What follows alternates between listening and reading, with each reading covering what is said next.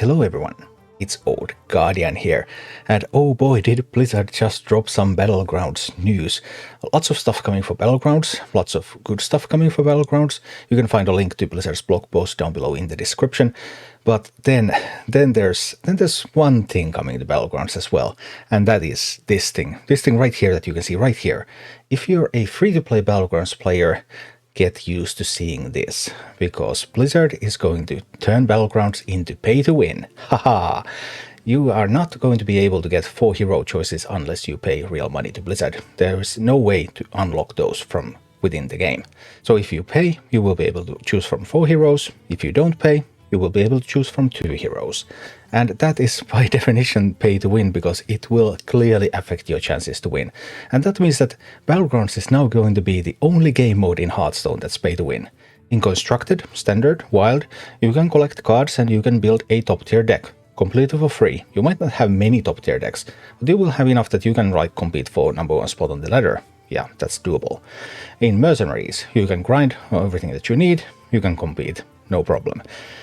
In Battlegrounds, the only way to compete on an even footing is to pay.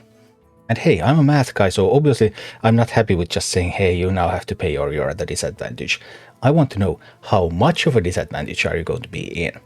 And in order to do that, that's going to depend on the meta. Like, if every hero is equal, then obviously it doesn't matter if you choose from 2 heroes or you choose from 4 heroes. You will have less variety, but you will still have as many good heroes. But not all heroes are born equal. So I took a look at HS Replay statistics into the tiers of the current heroes, looking at various ranks on the Battleground ladder.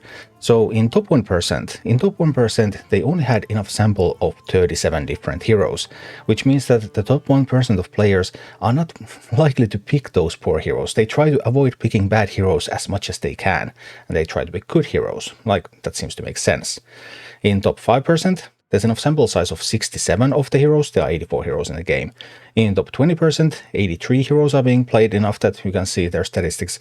And in top 50%, all of the heroes are already present. And the heroes are categorized into different tiers based on their performance at the HS Replay. So currently tier 1, yeah, Togwaggle, yeah. So there's only one tier 1 hero right now. That is not always the meta.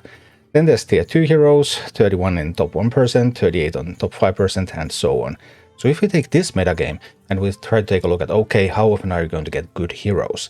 Then currently, according to the top 1% stats, if you have 2 hero options, you're going to get a better than average hero 62% of the time.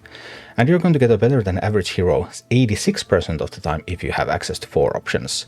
For top 5%, it's 69% and 91%, and for top 20%, it's 59% and 84%.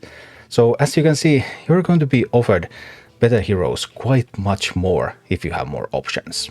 I also tried to look at this in even more detail, looking at top 1% stats. So I took a look at how many heroes finish at 4.0 or better, how many heroes finish at 4.1 or better, how many heroes finish 4.2 or better.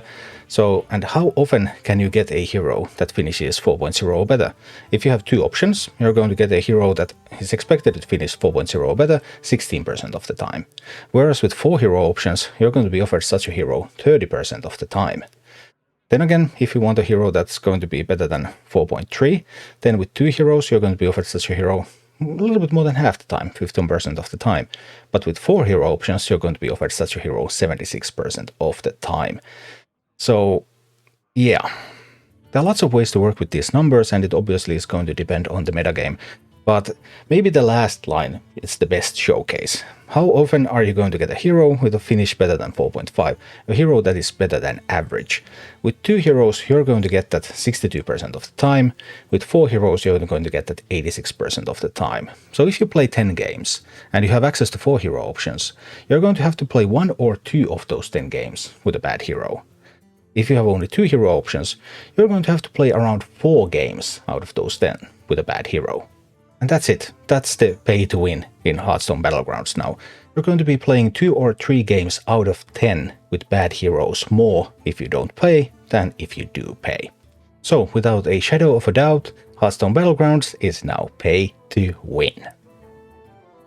Thank you for watching. Click like and subscribe if you enjoyed this, and a special thanks to all of my Patreon supporters, YouTube members and Twitch subscribers who make all of these videos possible.